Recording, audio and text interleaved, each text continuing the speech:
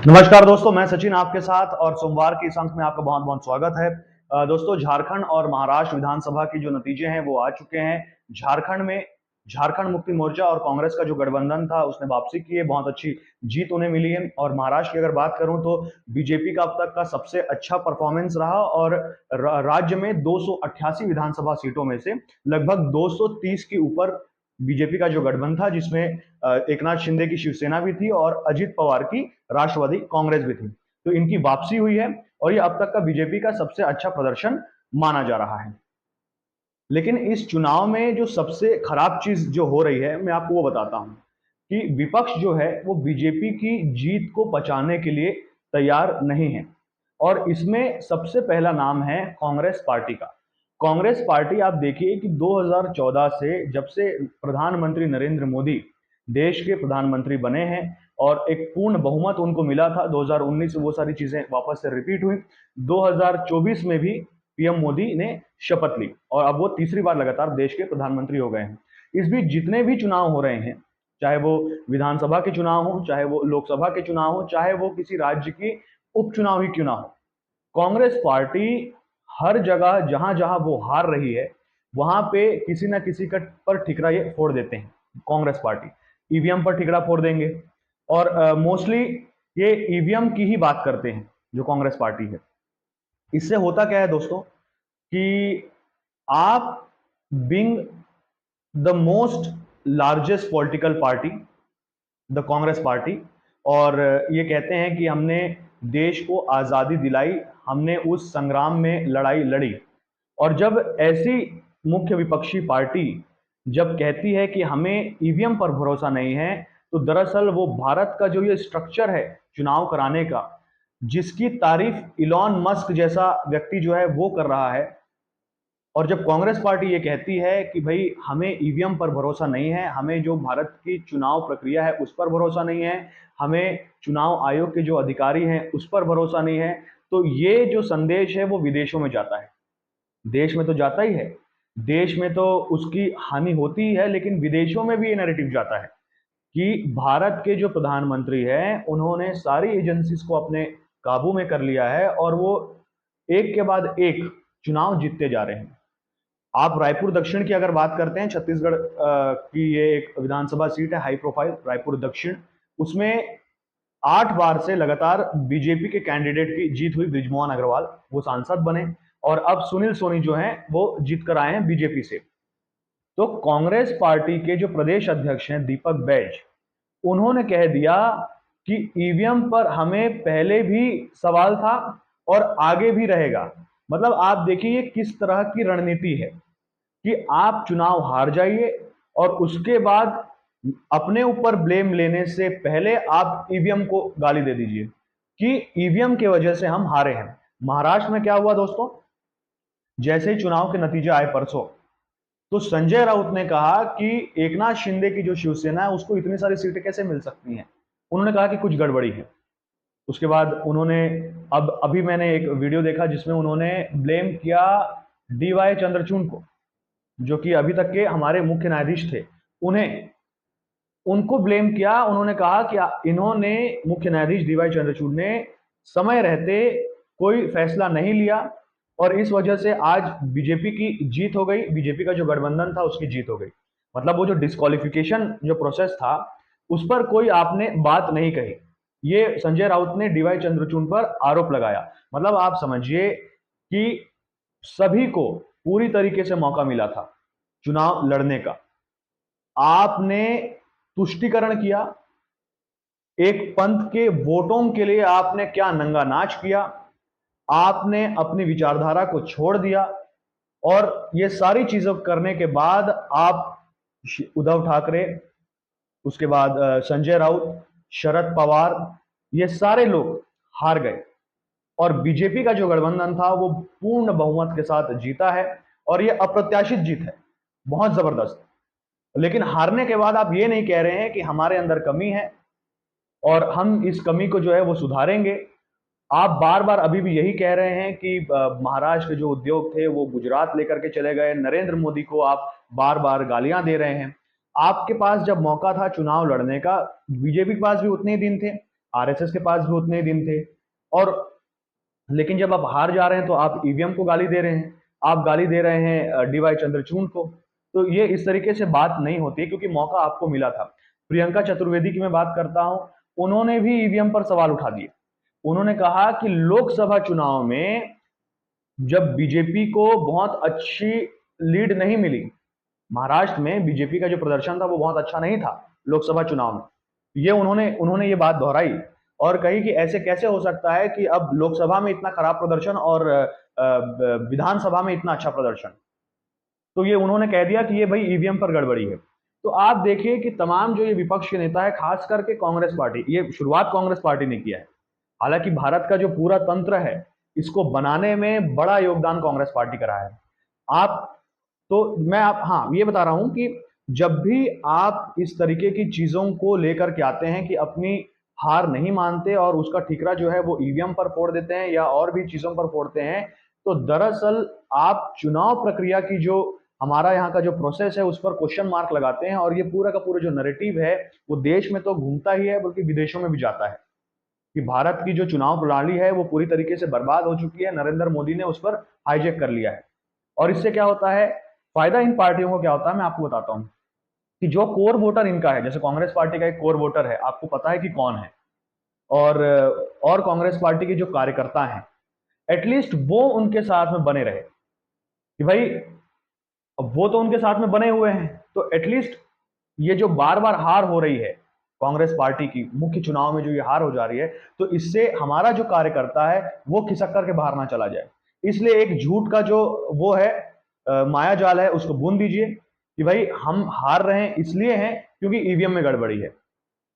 ये कांग्रेस पार्टी करना चाहती है और मुख्य विपक्षी पार्टी ये करना चाहती है कि हमारे जो कार्यकर्ता हैं और जो मुख्य जो हमारा वोटर है वो भाई हमारे ऊपर विश्वास करता रहे और वो हमसे छट करके कहीं ना जाए। अब दोस्तों मैं बात कर लेता हूं, देखिए आप इलॉन मस्क की, कैलिफोर्निया में अभी तक काउंटिंग नहीं हुई, बहुत समय हो गया, उन्होंने समय भी बताया था, मैं आपको कटिंग डाल रहा हूं। उन्होंने प्रशंसा की, एक ट्वीट किया, उन्होंने पोस्ट किया एक्चुअली एक्स पर कि भारत ने 640 मिलियन लोगों की जो मत की जो काउंटिंग थी वो एक ही दिन में कर ली और हम कैलिफोर्निया के लिए इतने दिन से जूझ रहे हैं। तो आप देखिए बाहर में बैठा हुआ एक अरबपति आदमी जो साइंटिफिकली इतना आगे लेकर के जा रहा है दुनिया को, ड्राइवरलेस कार्स बना रहा है, वो आदमी हमारे इलेक्शन सिस्टम को प्रेस कर रहा है। और ये जो विपक्षी पार्टियां हैं, ये जब हार जाती हैं तो ये ब्लेम अपने ऊपर नहीं लेती, ये ईवीएम पर ठिकरा फोड़ देती हैं और इससे बहुत ज्यादा नुकसान होता है। दोस्तों आगे जाकर के क्या होने वाला है मैं आपको बता रहा हूं, ये एक नैरेटिव है, ये एक योजनाबद्ध तरीके से हो रहा है कि आप जब चुनाव हारेंगे तब आपको ईवीएम पर ठिकरा फोड़ देना है, ताकि जो आपका जो वोट बैंक है, जिसको आपने खुश किया हुआ है और आपने उसको पूरी की पूरी आजादी दी हुई है कि भाई तुमको जो करना है वो करो, हम तुम्हारे साथ में हैं, तो वो जो वोट बैंक है वो छटक करके ना जाए। अब कांग्रेस पार्टी को ये समझ में नहीं आता कि झारखंड में उनके गठबंधन की जीत हुई तो वहां पर जो है वहां ये काम नहीं चला, मतलब वहां पे ईवीएम ठीक था। और कांग्रेस पार्टी जब लोकसभा में 99 या 100 सीट्स तक पहुंच गई तब ईवीएम खराब नहीं हुआ। जहां ये हारते हैं वहीं पे ईवीएम खराब होता है। बीजेपी के मुंह से, मैंने किसी बड़े लीडर के मुंह से आज तक ये नहीं सुना, बीजेपी ने बहुत अच्छे अच्छे चुनाव हारे हैं, अच्छे अच्छे राज्यों के चुनाव हारे हैं। 2019 या 2018 में छत्तीसगढ़, मध्य प्रदेश, राजस्थान, ये 3 बड़े राज्यों का चुनाव था और तीनों राज्यों में कांग्रेस पार्टी जीती थी। बीजेपी का एक भी लीडर मुझे आज तक याद नहीं आता कि जिसने कहा हो कि ईवीएम में गड़बड़ी थी। उस समय भी केंद्र में बीजेपी की ही सरकार थी, तो बीजेपी के मुंह से हमने कभी नहीं सुना। एक आध अपवाद हर जगह होते हैं, छोटे मोटे कोई नेता होंगे उन्होंने कहा होगा, जैसे कि मध्य प्रदेश के अभी रामनिवास रावत वन मंत्री थे, कांग्रेस से ही आए थे, बीजेपी में मंत्री थे डॉक्टर मोहन यादव की सरकार में, वो चुनाव हार गए। तो अब वो आए तो कांग्रेस से ही थे, तो उन्होंने भी ठिकरा इसी पे फोड़ दिया, ईवीएम पर। अब देखिए कि कहां कांग्रेस पार्टी जीतती है वहां पे ईवीएम की बात नहीं होती। प्रियंका गांधी वाड्रा वायनाड से चुनाव जीत गई तो वहां पे ईवीएम की गड़बड़ी नहीं हुई, लेकिन जहां ये चुनाव हारते हैं वहां पे ईवीएम पर ठिकरा फोड़ देते हैं, फिर वो चाहे संजय राउत हो, चाहे फिर वो प्रियंका चतुर्वेदी हो, चाहे फिर वो राहुल गांधी हो, चाहे फिर वो कांग्रेस के जो तमाम बड़े नेता है, चाहे वो दीपक बैज हो। और मैंने आपको बताया कि इससे नुकसान क्या हो रहा है। ये नैरेटिव जो है वो बड़ा होता जाएगा और आने वाले समय में ये इस चीज को साबित करने का पूरा प्रयास करेंगे कि नरेंद्र मोदी जो हैं वो लोगों के मतों की वजह से नहीं जीतते, बल्कि छल करके ईवीएम में गड़बड़ी करके ये जीतते हैं। स्वरा भास्कर को मैं कैसे भूल सकता हूं। स्वरा भास्कर के पति जो हैं वो चुनाव हार गए। उन्होंने क्या कहा कि पूरी दिन वोटिंग हुई, उसके बाद भी ईवीएम 99% चार्जिंग में है। मतलब उनका कहना था कि ईवीएम की जो चार्जिंग थी वो और कम हो जानी चाहिए थी।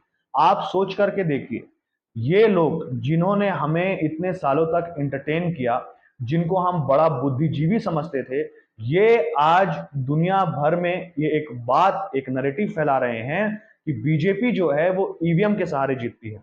इनको ये बात नहीं पच रही कि भारत का जो समाज है वो अब नरेंद्र मोदी की जो राजनीति है उसके तरफ जा रहा है, उससे आकर्षित हो रहा है। क्या कांग्रेस पार्टी ये नहीं पचा सकती कि हमें इतने सालों तक भारत के लोगों ने सत्ता में रहने का मौका दिया, और उसके बाद जब आज भारत के लोगों को एक आदमी पसंद आ रहा है, नरेंद्र मोदी, उसकी राजनीति उनको पसंद आ रही है, तो ये पचा नहीं सकते कि लोग इस व्यक्ति को वोट क्यों कर रहे हैं। ये अपने दिमाग में बैठा चुके हैं कि भाई भारत पर राज करने का पहला अधिकार हमारा है, तो अगर हम मौजूद हैं मैदान में तो भाई बैटिंग हम ही करेंगे। राहुल गांधी के साथ यही समस्या है। उनको लगता है कि भाई बैटिंग मैं ही करूंगा, बिकॉज मैं गांधी परिवार से आता हूं और गांधी परिवार का ये सोल राइट है कि भारत पर उनको ही राज करना है, गांधी परिवार को ही राज करना है। समस्या ये है दोस्त। तो मैंने आपको बताया कि अब महाराष्ट्र विधानसभा में जो करारी हार हुई है, उसके लिए जो विपक्ष के जो नेता हैं वो ईवीएम पर ठिकरा फोड़ रहे हैं। ये बात बहुत गलत है। दोनों ही पार्टियों के पास में पूरे मौके थे कि आपको चुनाव लड़ना है। आचार संहिता ऐसा नहीं था कि आचार संहिता बीजेपी के लिए बाद में लगाई गई और जो विपक्षी पार्टियां थी उनके लिए बाद में लगाई गई या पहले लगा दी गई। आचार संहिता राज्य में एक ही समय पर लगी। डोर टू डोर कैंपेन जब शुरू हुआ तो दोनों जो पार्टियां थी उनके लिए शुरू हुआ। तो ऐसे में आपके पास पूरा मौका था, आप चुनाव हार गए। आपको इस चीज को मानना चाहिए कि लोगों ने हमारी राजनीति इस बार नकार दी। आप मेहनत करिए, वापस से उस कुर्सी पर जाकर के बैठिए और जो आप तमाम वादे करते हैं कि हम लोगों के लिए काम करेंगे, ये करेंगे, वो करेंगे, उसको करके दिखाइए। लेकिन आप लड़ाई तो करिए। आप हारने के बाद ये नहीं कह सकते कि अंपायर की गलती थी। और प्रियंका चतुर्वेदी हो चाहे संजय राउत हो, उनसे मैं यही कहना चाहूंगा कि आप अपनी विचारधारा को छोड़ करके वापस आए। सॉरी, वापस नहीं आए, अपनी विचारधारा छोड़ करके अगेंस्ट द विचारधारा चले गए। मतलब जैसे एक नॉर्थ पोल होता है, एक साउथ पोल होता है, तो पहले अगर नॉर्थ पोल में रहते तो वो एकदम से चेंज करके साउथ पोल में आ गए। तो जिनके वजह से आप राजनीति में आए, बाल ठाकरे उस समय के जो शिवसेना प्रमुख थे, उनकी विचारधारा को पूरी तरीके से पलट दिया। आपने हिंदू हृदय सम्राट बाला साहब ठाकरे का आपने जनाब बाला साहब ठाकरे कर दिया। तो हिंदुओं के जो वोट आपको मिलते थे, शिवसेना को, उद्धव ठाकरे को, उनको आपने लात मार दी। और आपके पिताजी जिनके विरोध में राजनीति करते रहे, जिस चीज के विरोध में राजनीति करते रहे, ये जो अपीजमेंट पॉलिटिक्स थी, उसकी तरफ आप बढ़ गए। बीजेपी को आपने धोखा दिया। आप कहते हैं कि बंद कमरे में अमित शाह से मेरी बात हुई थी, लेकिन बीजेपी को आपने धोखा दिया। आपने मना कर दिया सीएम बनने के चक्कर में। तब भी बीजेपी के पास बहुत अच्छी सीटें थी। तब भी मेरे ख्याल से लगभग 100 सीटें बीजेपी की पीस थी और आपके पास 50-55 सीटें थी। मैं उद्धव ठाकरे की बात कर रहा हूं। और उनको लालच आया कि मुझे अब मुख्यमंत्री बनना है। और जब बीजेपी नहीं मानी तो पहले बीजेपी ने अजित दादा पवार के साथ सरकार बनाने की कोशिश की, लेकिन शरद पवार ने ये होने नहीं दिया। और उसके बाद फिर शिवसेना, उद्धव ठाकरे और कांग्रेस पार्टी और शरद पवार, इन तीनों का गठबंधन हुआ और सरकार बनी। शरद पवार के साथ में उद्धव ठाकरे ने सरकार बनाई, ये सबको समझ में आया। लेकिन ये शिव सैनिकों को भी नहीं समझ में आया कि उद्धव ठाकरे सिर्फ एक कुर्सी की लालच में किस तरीके से कांग्रेस पार्टी के साथ जा सकते हैं। उनके पिताजी की पूरी जो पॉलिटिक्स थी वो कांग्रेस के विरोध में थी। कांग्रेस जो अपीजमेंट पॉलिटिक्स करती थी उसके विरोध में थी। और उद्धव ठाकरे को इसके वजह से जो शिवसैनिक थे वो भी अलग होकर के एकनाथ शिंदे के पास आ गए। एकनाथ शिंदे ने आपको दिखा दिया कि राज्य के जो लोग हैं वो समझते हैं कि एकनाथ शिंदे ही जो हैं अब वो असली वारिस हैं शिवसेना के। तो आपके पास कुछ नहीं रहा। अब आप या तो हार मान लीजिए या तो बोलिए कि भाई मैं अगली बार वापस से वो जो कहते हैं ना बाउंस बैक, मैं बाउंस बैक करूंगा। लेकिन आप यदि ईवीएम पर ठिकरा फोड़ेंगे और आप बोलेंगे कि डीवाई चंद्रचूड़ हमारी हार के लिए जिम्मेदार हैं। शरद पवार ने भी कहा कि मुख्यमंत्री योगी आदित्यनाथ का जो नारा था बटेंगे तो कटेंगे वो काम कर गया। तो एटलीस्ट शरद पवार ने एक रेस्पॉन्सिबिलिटी दिखाई। उन्होंने माना इस चीज को कि बीजेपी और आरएसएस का जो नैरेटिव था बटेंगे तो कटेंगे, इसने लोगों को जोड़ा और ये चीज काम की। ये शरद पवार मान रहे हैं और इसीलिए शायद उनको महाराष्ट्र की राजनीति का चाणक्य कहा भी जाता है। लेकिन इस बार पता नहीं कि वो उनका चाणक्य देखने को नहीं मिला, क्योंकि वर्स्ट परफॉर्मिंग पार्टी जो है इस बार महाराष्ट्र में वो शरद पवार की ही निकली। एनसीपी एसपी जिसको कहते हैं, मेरे ख्याल से 10-12 सीटें हैं। कांग्रेस की उनसे थोड़ी सी ज्यादा हैं, 15। और मेरे ख्याल से अदर्स की जो सीटें हैं वो शरद पवार से ज्यादा हैं। तो मैं यही कह रहा हूं दोस्तों कि आप जब हार जाएं तो हार से सबक लें, वापस से मेहनत करें। लोगों का जो जनादेश है उसकी तौहीन मत करिए, आप उसका अनादर मत करिए। नहीं तो जो लोग अभी आपको जो 10-12 सीट भी दे रहे हैं, कांग्रेस को 15 सीटें मिली महाराष्ट्र में, वो भी अगली बार चले जाएंगे। क्योंकि ये क्या होता है भाई, देखो अंदर में तो लोगों को मालूम है कि हमने बीजेपी को वोट किया है, वो लोग आपसे फिर और नफरत करने लगेंगे। यार हमारे वोट को ही तुम झुठला देते हो। तो फिलहाल इस अंक में इतना ही दोस्तों, नमस्कार।